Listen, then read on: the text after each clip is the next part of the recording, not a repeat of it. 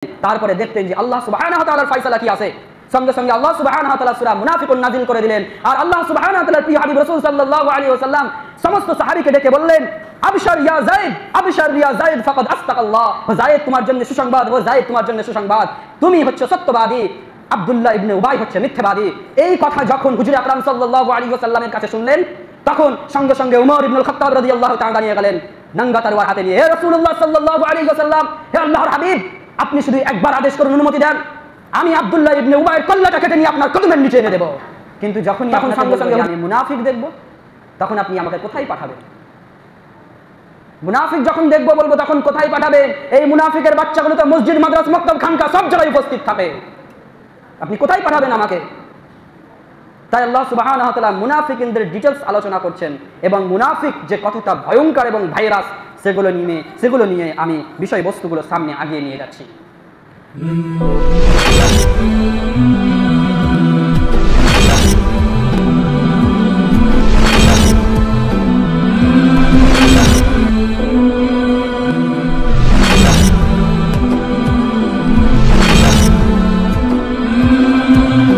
আজকে আমরা এই জুমার আলোকে আলোচনা করব ইসলামের এক অন্যতম ভাইরাস নিয়ে। এমন একটি ভাইরাস যে এই ভাইরাস যদি কারো মধ্যে থাকে তো ইসলামে আল্লাহ সুবহানাহু ওয়া তাআলা তাকে সব থেকে বেশি লাঞ্ছিত ও অপমানিত চোখে দেখে। এমনই একটি ভাইরাস নিয়ে আলোচনা করব। এই ভাইরাসের নাম হচ্ছে মুনাফিক। এই ভাইরাসের নাম কি? মুনাফিক। মুনাফিক ইটস আরবিক ল্যাঙ্গুয়েজ। এটা হচ্ছে একটা আরবি সেন্টেন্স। এটা উৎপত্তি হচ্ছে নিফাক থেকে। এর উৎপত্তি কোথা থেকে? নিফাক থেকে। এর মূল মাজদার, মূল উৎস হচ্ছে নিফাক থেকে। আল্লাহ সুবহানাহু ওয়া তাআলা পবিত্র কোরআনুল কারীমে 37 বার মুনাফিকদেরকে নিয়ে আলোচনা করেছেন বিভিন্ন ভঙ্গিতে। কখনো স্ত্রীলিঙ্গ, কখনো পুরুষলিঙ্গ, কখনো বহুবচন, কখনো একবচন, কখনো মুনাফিকুন, কখনো মুনাফিকাত, কখনো মুনাফিক, এরকম নিয়ে আল্লাহ সুবহানাহু ওয়া তাআলা পবিত্র কোরআনুল কারীমে 37 বার আলোচনা করেছেন। আমাদের সব থেকে শত্রু মনে করি কাফের, তাই না? মুশরিক। সব থেকে বড় জঘন্য কাজ হচ্ছে শিরকের গুনাহ। যারা শিরক করে তাদেরকে বলা হয় মুশরিক। আচ্ছা, আপনাদের জানা থাকলে বলেন তো, পবিত্র কোরআনুল কারীমে মুশরিক বলে কি কোনো সূরা আছে? আছে? আল্লাহ সুবহানাহু ওয়া তাআলা পবিত্র কোরআনুল কারীমে মুজরিম বলে কোনো সূরা দিয়েছেন? যারা অত্যাচার করে, জালিম, যারা জালিম নামে কোনো সূরা ডেডিকেট করেছেন? কিন্তু আল্লাহ সুবহানাহু ওয়া তাআলা পবিত্র কোরআনুল কারীমে বিভিন্ন সূরাতে, সূরা আহজাব, সূরা তাওবা, সূরা আল বাকারা থেকে শুরু করে নিয়ে একাধিক সূরা আলোচনা করার পর মুনাফিকুন নামে একটি সূরা নাজিল করে দিয়েছেন। মুনাফিকুন নামে একটি সূরা নাজিল করে দিয়েছেন। মুনাফিক, it's a very simple sentence, it's a very simple easy word, but it's এফেক্টটা ইটস ভেরি ভেরি ডেঞ্জারাস। কিন্তু এর যে ইফেক্ট রয়েছে, এর যে ফিল্টার রয়েছে, এই যে প্রভাবটা রয়েছে, এটা অত্যন্ত প্রভাবশালী, অত্যন্ত জঘন্য, নোংরা এবং ভয়ঙ্কর এই মুনাফিক সেন্টেন্সটা। এটা খুব মজার ব্যাপার নয় যে আল্লাহ সুবহানাহু ওয়া তাআলা মুনাফিকুনদেরকে নিয়ে ডিটেইলস কেন আলোচনা করলেন পবিত্র কোরআনুল কারীমে? আপনি ডিপলি একবার থিঙ্ক করে দেখুন যে এত তো অন্যায়, অত্যাচার, এত তো জঘন্য জঘন্য অপরাধ রয়েছে, কিন্তু আল্লাহ সুবহানাহু ওয়া তাআলা মুনাফিকুনদেরকে নিয়ে ডিটেইলস আলোচনা কেন করলেন? Can you imagine that? আপনি কি কল্পনা করতে পারেন? আপনি কি একবারও ভেবে দেখেছেন? এর অন্যতম বিষয়বস্তু হচ্ছে যে আল্লাহ সুবহানাহু ওয়া তাআলা মুনাফিকুনদের পরিচয় খুব ভালোভাবে মানুষ জাতিকে দেওয়ার চেষ্টা করছেন। বলি, আমি যদি আপনাদেরকে বলি যে আমি হিন্দু দেখব, আপনি বলবেন ভাই তুমি হিন্দু পাড়ায় চলে যাও, ওখানে দেখবে ওরা মূর্তি পূজা অর্চনা করে, বিভিন্ন ওদের আচার কালচার অনুষ্ঠান অন্যরকম, তুমি দেখলেই বুঝতে পারবে ওরা হিন্দু। এবার আমি যদি বলি ভাই আমি আপনার কাছে খ্রিস্টান দেখব, তখন বলবে তুমি অমুক কান্ট্রিতে চলে যাও, অমুক জায়গায় চলে যাও, ভারতের অমুক জায়গায় চলে যাও, দেখবে ওখানে খ্রিস্টানদের অনেক বসবাস রয়েছে। আমি ইহুদি দেখবো, বলে ভাই তুমি ইসরায়েলে চলে যাও, তুমি ওখানে ইহুদি দেখতে পাবে। কিন্তু যখনই আপনাকে বলবো যে আমি মুনাফিক দেখব, তখন আপনি আমাকে কোথায় পাঠাবেন? মুনাফিক যখন দেখবো বলবো তখন কোথায় পাঠাবেন? এই মুনাফিকের বাচ্চাগুলো তো মসজিদ, মাদ্রাস, মক্তব, খানকা সব জায়গায় উপস্থিত থাকে, আপনি কোথায় পাঠাবেন আমাকে? তাই আল্লাহ সুবহানাহু ওয়া তাআলা মুনাফিকদের ডিটেইলস আলোচনা করছেন এবং মুনাফিক যে কতটা ভয়ঙ্কর এবং ভাইরাস সেগুলো নিয়ে আমি বিষয়বস্তুগুলো সামনে আগিয়ে নিয়ে যাচ্ছি। মুনাফিক কাকে বলা হয়? হাদিসের বাক্য অনুযায়ী হুয়াল্লাযী ইযহিরুল ইসলাম ওয়া ইবতিনুল কুফর, যে ব্যক্তি ওপরে ইসলামিক লিবাস ধরে আর ভিতরে ভিতরে মুনাফিক, কুফর, মুশরিকের জাল বুনে, তাকে বলা হয় যে সামনে আর এক পেছনে আর এক, দুমুখ সাপ, এক মুখে বিষ ঢালে আর এক মুখে হাসির পাত্র হয়ে মানুষের সামনে, সমাজের সামনে নিজেকে ভালো প্রমাণ করার চেষ্টা করে, তাকেই বলা হয় মুনাফিক। এটা হচ্ছে হাদিসের পরিভাষিক একটি অর্থ। মুনাফিকের শাস্তি কতটা ভয়ঙ্কর আল্লাহ সুবহানাহু ওয়া তাআলা সূরা আন-নিসার 145 নম্বর আয়াতে স্পেশালিস্ট ভাবে মেনশন করছেন। আল্লাহ সুবহানাহু ওয়া তাআলা পবিত্র কোরআনুল কারীমের 4 নম্বর সূরা, সূরা আন-নিসার 145 নম্বর আয়াতে আল্লাহ সুবহানাহু ওয়া তাআলা বলেন, ইন্নাল মুনাফিকিনা ফিদ দারকি আসফালি মিনান নার। মুনাফিকদের জন্য আমি জাহান্নামের একটি স্পেশালিস্ট জায়গা করে রেখেছি। সেই জায়গাটি হচ্ছে জাহান্নামের সবথেকে গভীর ও অতল গহ্বরের জায়গা। হুজুরে আকরাম সাল্লাল্লাহু আলাইহি ওয়াসাল্লাম তিনি তার সাহাবাগণদেরকে নিয়ে একবার ওয়াজ করছিলেন, নসিহত করছিলেন। ইতিমধ্যে হুজুর সাল্লাল্লাহু আলাইহি ওয়াসাল্লাম সুবহানাল্লাহ বলে চিৎকার করে উঠলেন। সমস্ত সাহাবী হুজুর আকরাম সাল্লাল্লাহু আলাইহি ওয়াসাল্লামকে অবাক কণ্ঠে বললেন, ইয়া রাসূলুল্লাহ, আপনি সুবহানাল্লাহ বলে চিৎকার করার রহস্য কি? তখন সাহাবায়ে কেরাম রাদিয়াল্লাহু তাআলা আনহুম আজমাইনকে বললেন, ও আমার সাহাবীগণ, শুনো শুনো, জাহান্নামে কয়েক বছর আগে যেই পাথরকে নিক্ষেপ করা হয়েছিল, আজকে সেই পাথর পড়তে পড়তে, নিচে পড়তে পড়তে বহু বছর পর সেই জাহান্নামের পাথরটি আজকে জাহান্নামের অতল গহ্বর সব থেকে তলদেশ পর্যন্ত পৌঁছেছে। তার মানে কত গভীর জাহান্নামের অগ্নিকুণ্ডর তল, গভীর, বুঝতে পেরেছেন? এবার বলুন তো, জাহান্নামের, আচ্ছা এমনি যে আগুন রয়েছে, সেই আগুনটা যে পুষ্ফুলঙ্গিত হয়, সেই আগুনটা তো সব থেকে ভিতরের যে গোড়াটা রয়েছে সেখানে তো বেশি তাপটা থাকে, কেন সেখান থেকে উত্তাপটা তৈরি হচ্ছে দিয়ে ওপরে ছড়াচ্ছে। তাহলে তলার দিকটা বেশি ভয়ঙ্কর। এমনিতেই দুনিয়ার আগুনের থেকে জাহান্নামের আগুন 70 গুণ বেশি বড়। আল্লাহু আলাম, আল্লাহ এর থেকেও ভালো জানেন। তাহলে আমরা দেখলাম মুনাফিকিন সব থেকে কঠিন আযাব মুনাফিককে দেখা হবে। আল্লাহ সুবহানাহু ওয়া তাআলা প্রিয় হাবিব রাসূলুল্লাহ সাল্লাল্লাহু আলাইহি ওয়াসাল্লামকে জিজ্ঞাসা করলেন, ইয়া রাসূলুল্লাহ, ইয়া হাবিবাল্লাহ, ইয়া হাবিবাল্লাহ, এই জাহান্নামের অতল গহ্বরে কাকে দেওয়া হবে? তখন সাহাবায়ে কেরাম রাদিয়াল্লাহু তাআলা আনহুম বললেন, তাহলে কি মুশরিককে দেওয়া হবে? রাসূল সাল্লাল্লাহু আলাইহি ওয়াসাল্লাম বললেন, না না। তাহলে কি কাফেরকে দেওয়া হবে? না না। তাহলে কি জালিমকে দেওয়া হবে? না না। এই জাহান্নামের আগুনে অতল গহ্বরে আমার উম্মতি মুহাম্মাদী যারা মুনাফিকগিরি করে তাদেরকে এই জাহান্নামের অতল গহ্বরে রাখা হবে। সুবহানাল্লাহ। আল্লাহ সুবহানাহু ওয়া তাআলা আমাদেরকে মুনাফিক মুক্ত জীবন যাপন করার তৌফিক দান করুন, পড়ি আমিন। সম্মানিত মুসল্লিনে কেরাম, একটু মন দিয়ে শ্রবণ করার চেষ্টা করুন, একটু মন দিয়ে শ্রবণ করার চেষ্টা করুন।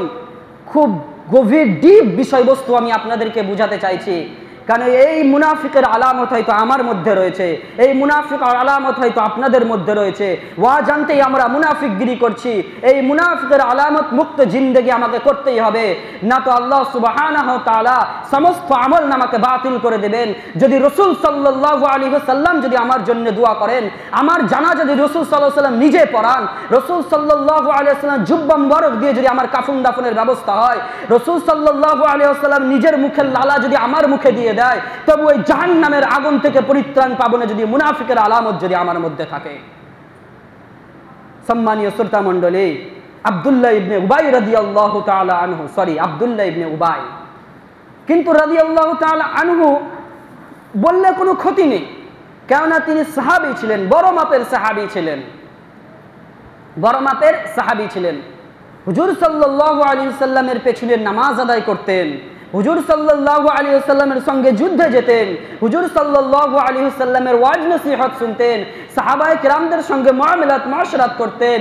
কিন্তু যখন এই আব্দুল্লাহ ইবনে উবাই মারা গেল, তখন আল্লাহ সুবহানাহু ওয়া তাআলা পবিত্র কোরআনুল কারীমের আয়াত নাযিল করে দিয়ে বললেন যে হে মুহাম্মদ সাল্লাল্লাহু আলাইহি ওয়াসাল্লাম, তুমি যদি এর জন্য একবার নয়, দুইবার নয়, 70 বারও তুমি যদি এর জন্য ক্ষমা প্রার্থনা করো, আমি আল্লাহ এক বিন্দু পরিমাণে ক্ষমা করব না। জোরে হবে না একবার সুবহানাল্লাহ? হিস্ট্রি আমি আপনাদেরকে পরিবেশন করছি, শুনুন। আব্দুল্লাহ ইবনে উবাই, তিনি ছিলেন মদিনার একজন প্রসিদ্ধ একজন ব্যক্তি, নেতা, আনসারী নেতা। মদিনাতে তিন রকম মানুষের বসবাস আমরা যদি কাউন্ট করতে পারি, যদি আমরা কাউন্ট করি 3 রকম। এক হচ্ছে যারা মক্কা থেকে হিজরত করে মদিনায় গিয়েছিল, আর যারা মদিনায় ছিল তারা, আর এই দুইজন, এক হচ্ছে আনসারী সাহাবী, আনসারী যে গোত্র রয়েছে এরা মদিনাবাসী, মুহাজিররা মক্কা থেকে হিজরত করে মদিনায় গেছিল। আর এই দুই দলের মধ্যে আরেকটি দল ভাগ হচ্ছে, তারা হচ্ছে মুনাফিক। আর এই মুনাফিকের সর্দার হচ্ছে আব্দুল্লাহ ইবনে উবাই। মুনাফিকের সর্দারকে আব্দুল্লাহ ইবনে উবাই, নাম মনে করে রাখবেন, আব্দুল্লাহ ইবনে উবাই, এই হচ্ছে মুনাফিকের সর্দার। হুজুর সাল্লাল্লাহু আলাইহি ওয়াসাল্লাম বানু মুস্তালিকার যুদ্ধের ঘটনা, এই বানু মুস্তালিকার যুদ্ধের জন্য হুজুর সাল্লাল্লাহু আলাইহি ওয়াসাল্লাম রওনা হয়ে গেলেন। বানু মুস্তালিকা মুসলিমদের বিরুদ্ধে, মুসলিমদেরকে মারার জন্য একটি ষড়যন্ত্র করছিল। হুজুর সাল্লাল্লাহু আলাইহি ওয়াসাল্লামের কাছে খবর আসা মাত্রই হুজুর সাল্লাল্লাহু আলাইহি ওয়াসাল্লামের যুদ্ধের সৈন্য তৈরি করে তিনি রওনা হয়ে গেলেন বানু মুস্তালিকার যুদ্ধে বিজয় হয়ে ফিরে আসার সময়, যুদ্ধে রওনা হয়ে সব কিছু কার্য করার পর হুজুর সাল্লাল্লাহু আলাইহি ওয়াসাল্লাম যখন সৈন্য সামন্ত নিয়ে ফিরে আসেন, এই যুদ্ধের মধ্যে যিনি স্পেশালিস্ট একজন উম্মুল মুমিনিন ছিলেন, তার নাম কি কেউ বলতে পারবেন? উম্মুল মুমিনিন হযরতে আয়েশা রাদিয়াল্লাহু তাআলা আনহা এই যুদ্ধে শরীক ছিল। হুজুর সাল্লাল্লাহু আলাইহি ওয়াসাল্লাম আয়েশা রাদিয়াল্লাহু তাআলা আনহাকে সঙ্গে করে নিয়ে বানু মুস্তালিকার যুদ্ধে গেলেন। এরপরে যখন তারা ফিরে আসছেন, তখন মুহাজির এবং আনসার দুইজন সাহাবীর মধ্যে পানি নিয়ে ঝগড়া তৈরি হয়। এই পানি নিয়ে যখন ঝগড়া তৈরি হয়, তখন আব্দুল্লাহ ইবনে উবাই তিনি জোর করে চিল্লায়া বলেন, লাইনির রাজানা ইলাল মাদিনাতি লা ইয়াখরুজুন্না আযযু মিনাল আদাল। আমরা হচ্ছে সবল ব্যক্তি, মদিনা যেতে দাও, দুর্বল ব্যক্তিদেরকে মদিনা থেকে বিতাড়িত করব। এই কথা কিন্তু তিনি হুজুর সাল্লাল্লাহু আলাইহি ওয়াসাল্লামকে ডেডিকেট করে বলেছিলেন যে আমাদের আনসারী সাহাবী আমরা হচ্ছে সব থেকে বেশি ক্ষমতাশীল, একবার শুধু মদিনায় যেতে দাও, মুহাজির সহ হুজুর সাল্লাল্লাহু আলাইহি ওয়াসাল্লামকে মদিনা থেকে বিতাড়িত করে দেব। এই ঘটনার যে কাহিনী, যে মূল কথা ছিল লাই রাজানা ইলাল মাদিনাতি লা ইয়াখরুজুন্না আযযু মিনাল আদাল, এই কথাটা কিন্তু যায়েদ বিন আরকাম রাদিয়াল্লাহু তাআলা আনহু এই কথাটা কিন্তু শুনতে পেয়ে যায়।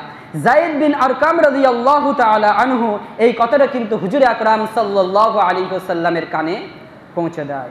হুজুর সাল্লাল্লাহু আলাইহি ওয়াসাল্লাম তিনি আব্দুল্লাহ ইবনে উবাইকে ডেকে বললেন, হে আব্দুল্লাহ ইবনে উবাই, তুমি কি এরকম কথা বলেছো যে আমাদেরকে নাকি মদিনা থেকে বিতাড়িত করবে? তখন তিনি কথায় কথায় কসম খাচ্ছেন আর বলছেন, না না, আল্লাহি ওয়াল্লাহি, আল্লাহর কসম, আমি এমন কোনো কথা বলিনি। এই যে কথায় কথায় কসম খায়, দুনিয়ার বুকে এখনো যারা কথায় কথায় কসম খাবে, তাদের মধ্যে মুনাফিকের আলামতের গন্ধ পাওয়া যাবে। কথায় কথায় কসম খাওয়া ব্যক্তিরা মুনাফিকের আলামতের মধ্যে লিপ্ত আছে। সম্মানীয় শ্রোতা মণ্ডলী, আব্দুল্লাহ ইবনে উবাই যখন কসম খেলো, তখন সমস্ত কিছু যায়েদ বিন আরকাম রাদিয়াল্লাহু তাআলা ঘাড়ে গিয়ে চাপলো। তাহলে কি যায়েদ বিন আরকাম ডিভাইডেড করার জন্য মিথ্যা কথার আশ্রয় নিচ্ছে? যায়েদ বিন আরকাম রাদিয়াল্লাহু তাআলাকে মিথ্যাবাদী, মিথ্যার সাহায্য নিচ্ছে? তখন হুজুর আকরাম সাল্লাল্লাহু আলাইহি ওয়াসাল্লাম চুপ রইলেন, কারণ হুজুর সাল্লাল্লাহু আলাইহি ওয়াসাল্লাম নিজে থেকে কোনো কথা বলতেন না। ইন হুয়া ইল্লা ওয়াহয়ুহা, তিনি একটু রেস্ট নিতেন, তারপরে দেখতেন যে আল্লাহ সুবহানাহু ওয়া তাআলার ফয়সালা কি আছে। সঙ্গে সঙ্গে আল্লাহ সুবহানাহু ওয়া তাআলা সূরা মুনাফিকুন নাজিল করে দিলেন। আর আল্লাহ সুবহানাহু ওয়া তাআলার প্রিয় হাবিব রাসূল সাল্লাল্লাহু আলাইহি ওয়াসাল্লাম সমস্ত সাহাবীকে ডেকে বললেন, আবশার ইয়া যায়েদ ফাকাদ আস্তাকাল্লাহ, ও যায়েদ তোমার জন্য সুসংবাদ, তুমি হচ্ছে সত্যবাদী, আব্দুল্লাহ ইবনে উবাই হচ্ছে মিথ্যাবাদী। এই কথা যখন হুজুর আকরাম সাল্লাল্লাহু আলাইহি ওয়াসাল্লামের কাছে শুনলেন, তখন সঙ্গে সঙ্গে উমর ইবনুল খাত্তাব রাদিয়াল্লাহু তাআলা দাঁড়িয়ে গেলেন নঙ্গা তরোয়ার হাতে নিয়ে। হে রাসূলুল্লাহ সাল্লাল্লাহু আলাইহি ওয়াসাল্লাম, হে আল্লাহর হাবিব, আপনি শুধু একবার আদেশ করুন, অনুমতি দেন, আমি আব্দুল্লাহ ইবনে উবাইয়ের কল্লাটা কেটে নিয়ে আপনার কদমের নিচে এনে দেব। তখন সঙ্গে সঙ্গে হুজুর সাল্লাল্লাহু আলাইহি ওয়াসাল্লাম বললেন, না ওমর, কি করছো তুমি, চুপ করো। আমি যদি এখন আব্দুল্লাহ ইবনে উবাইকে হত্যা করার অনুমতি দিই, আব্দুল্লাহ ইবনে একজন প্রসিদ্ধ নেতা, ওর সহচর্য ও সঙ্গপঙ্গ অনেক রয়েছে, এক বিশাল আক্রোশ তৈরি হয়ে যাবে, মুসলমানদের একটা ডিভাইডেড তৈরি হয়ে যাবে। আমি এরকম চাই না যে আমরা নিজেদের মধ্যে হত্যাকাণ্ডে লিপ্ত হয়ে পড়ি। এবার দেখুন মেইন হিস্ট্রি শুরু হচ্ছে। আব্দুল্লাহ ইবনে উবাইয়ের একটি সন্তান ছিল। আব্দুল্লাহ ইবনে উবাইয়ের সন্তান কিন্তু ওয়ারিস, একজন সত্যবাদী। সঙ্গে সঙ্গে সে দাঁড়িয়ে গেল, ইয়া রাসূলুল্লাহ সাল্লাল্লাহু আলাইহি ওয়াসাল্লাম, উমরকে আপনি মানা করেছেন, ঠিক আছে, আব্দুল্লাহ ইবনে উবাইয়ের পুত্র আমি, আমাকে একবার অনুমতি দেন, আমার বাবার কল্লাকে আমি নিজের হাতে কেটে আপনার কদমের নিচে এনে দিব। পড়েন না আল্লাহু আকবার। দিনের ব্যাপারে প্যারেন্টসের সামনে কোনো রকম আপোষ করা যাবে না, অন্যায়ের কাছে মাথা নত করা যাবে না, যদিও সেখানে আমার বাপ হয়। যদি আমার বাপ ঘুষ খায়, সুদ খায়, সেখানেও আমি কথা বলবো, আমার বাপকে ত্যায্য বাপ করে দেবো ইনশাআল্লাহ। এই অন্ধকার পৃথিবীকে মুক্ত করে আলোর পথ দেখাবো ইনশাআল্লাহ। যদি আমরা তরুণ প্রজন্ম, ইয়াং জেনারেশন যদি জেগে উঠি, নতুন ইতিহাস রচনা করে দেখিয়ে দেবো ইনশাআল্লাহ। অন্ধ পৃথিবী, মিথ্যা পদবী, মিথ্যা পদবী, মানবতা যেটা জিন্দা লাশ, বদ্ধ চেতনা বন্দি সতরে যতনা বদলে শান্তি চাস। যদি চাস তবে তোকে শোধ দিতে হবে লাখো শহীদের রক্তের ঋণ, তবে তো আসবে কালো হাতগুলো ভেঙে দিতে হবে, তবে তো আসবে নতুন দিন। যদি তোরা এক চাকরি পেতেই মাতিস বিজয় উল্লাসে, তবে তো তোদের গিলেই খাবে মানবের মতো রাক্ষসে। নয় বাঁধানো তো যত আছে ক্ষত, ঝেড়ে ফেলে দি উঠ জেগে, খাবো না ঘুষ, দেবো না ঘুষ, স্লোগানে বল রেগে। টাকা ছাড়া কেউ সাইন না দিলে কলমগুলোকে হত্যা কর, শিক্ষার আলোকে মুখে ছুড়ে মার, অন্ধকারে থাকুক ঘর। আপন বাবাও যদি ঘুষ খায়, ভাবকে করে দে ত্যায্য বাপ, লাঞ্ছিত হোক ঘুষখোর বাপ, বারুক তাহার রক্তচাপ। ঠিক কিনা? বারুক তাহার রক্তচাপ। পথে ময়দানে কথা শুনে শুনে আর কতদিন বলবি ঠিক, আর কতদিন ভাঙবি তালা, এবার চাবিটা বানাতে শিখ, তবেই দেখবি সোনালী সুদিন, সুমূল বাতাস, সুখ আবেশ। এটাই আমার জন্মভূমি, এটাই আমার ভারত দেশ। এই ইয়াং ছেলেদের মধ্যে যদি এই রকম তেজোত্তীপ্তবান রক্ত যদি থাকে, উজ্জ্বলময় একটা রক্ত যদি থাকে, তাহলে জাতিকে জাগরণ করতে খুব বেশি সময় নাই, অচিরে জাতি জাগরণ হবে। আর খুব বেশি মানুষের প্রয়োজন নেই, একজনই পারে জাতির জাগরণ আনতে, একজনই পারে। সম্মানীয় শ্রোতা মণ্ডলী, আমরা কথা বলছিলাম আব্দুল্লাহ ইবনে উবাইয়ের পুত্রের ব্যাপারে, যে তিনি বাপের সাথে আপোষ করেননি। সাল্লাল্লাহু আলাইহি ওয়াসাল্লামকে বললেন যে আপনি অনুমতি দেন, বাপের কল্লাটা কেটে আপনি আপনার কদমের নিচে আনিয়ে দেবো। আব্দুল্লাহ ইবনে উবাইয়ের ব্যাপারে রাসূল সাল্লাল্লাহু আলাইহি ওয়াসাল্লাম সবাইকে সিচুয়েশনকে হ্যান্ডেল করলেন। এই আব্দুল্লাহ ইবনে উবাই যখন মারা যায়, তখন ওর সন্তান, হাজার হলেও বাবা, সন্তান ছুটে এসেছে রাসূল সাল্লাল্লাহু আলাইহি ওয়াসাল্লামের কাছে। আব্বা মারা গেছে। হুজুর সাল্লাল্লাহু আলাইহি ওয়াসাল্লাম কাছে গিয়ে বললেন যে হারে, এই মানুষটা সারা জীবন শুধু ইহুদির সঙ্গে আপোষ করলো। ছেলে বলছে এখন এই কথাগুলো বাদ দেন, কি করা যায়? আমার আব্বার খুব ইচ্ছে ছিল আপনার জুব্বার দিয়ে তিনার কাফন দাফনের ব্যবস্থা। হুজুর সাল্লাল্লাহু আলাইহি ওয়াসাল্লাম তার জুব্বাটা দিয়ে দিলেন, যাও তোমার বাবার কাফন দাফন করো। হুজুর সাল্লাল্লাহু আলাইহি ওয়াসাল্লাম জানাজা পড়াতে যাচ্ছেন, উমর রাদিয়াল্লাহু তাআলা সামনে দাঁড়িয়ে গেলেন। ইয়া রাসূলুল্লাহ, কি করছেন আপনি? কার জানাজা পড়াতে যাচ্ছেন? যে সারা জীবন ইসলামের বিরুদ্ধে তলে তলে বীজ বপন করেছে, সে এমনও ব্যক্তি ছিল যে আপনাকে হুজুর করত, আর আপনার গোপনে গিয়ে ইহুদির সঙ্গে আপনার হত্যার ষড়যন্ত্র করত। সম্মানীয় শ্রোতা মণ্ডলী, এখনো মানুষ আব্দুল্লাহ ইবনে উবাইয়ের মতন ওই চরিত্রের মানুষ কিন্তু এখনো আমাদের সমাজে আছে। ইমাম সাহেবের সামনে এসে ইমাম সাহেবকে হুজুর করে, আর ইমাম সাহেবের পেছনে গিয়ে ইমাম সাহেবকে বিতাড়িত, লাঞ্ছিত, অপমানিত করার জন্য ইমাম সাহেবের জন্য নতুন একটি বীজ বপন করে। ওই জন্য আহমদ ফরাজ কি বলেছে যে দেখো ও জানাজা কা মানাজার, देखो वो जनाजा का मनाजर, जो इमाम के आगे है वो तो मुर्दा है, जो इमाम के पीछे है वो बाखुश जिंदा है। इसीलिए अल्लामा इकबाल ने फरमाया कि आने लगी जो पस दौलत हराम की, भूल गई तमाम आदत और एहतराम की। वजू गसल के फराइज आता नहीं, गलतियां वो भी निकलने लगी इमाम की। আরে ওযু গোসলের ফরজ ঠিক মতন জানে না, সপ্তাহে একদিন এসে ইমাম সাহেবের ভুল ধরে। এটা হচ্ছে আব্দুল্লাহ ইবনে উবাইয়ের উত্তরসূরি। সাফ পরিষ্কার কথা, কোনো ভয় ডর নেই, আব্দুল্লাহ ইবনে উবাইয়ের উত্তরসূরি। এগুলো মুক্ত করা, এগুলো মুক্ত করা নিজের জিন্দগি থেকে। সম্মানীয় শ্রোতা মণ্ডলী, আব্দুল্লাহ ইবনে উবাই জানাজার কথা বলছিলাম। আব্দুল্লাহ ইবনে উবাই মারা গেলেন। হুজুর সাল্লাল্লাহু আলাইহি ওয়াসাল্লাম জানাজা করাতে যাচ্ছেন, ওমর ফারুক বাধা দিচ্ছেন। রাসূল সাল্লাল্লাহু আলাইহি ওয়াসাল্লাম বলছেন, না, আমার কাছ থেকে কোনো বিধিনিষেধ যখন আসেনি, আল্লাহ যখন আমাকে কোনো কিছু পাঠাননি, বলেননি কি করব, আমার কাজ সেটা আমি করি, আমি জানাজা পড়াতে যাই। হুজুর সাল্লাল্লাহু আলাইহি ওয়াসাল্লাম জানাজা পড়ালেন। তার জুব্বা দিয়ে তার কাফনের ব্যবস্থা হয়েছে।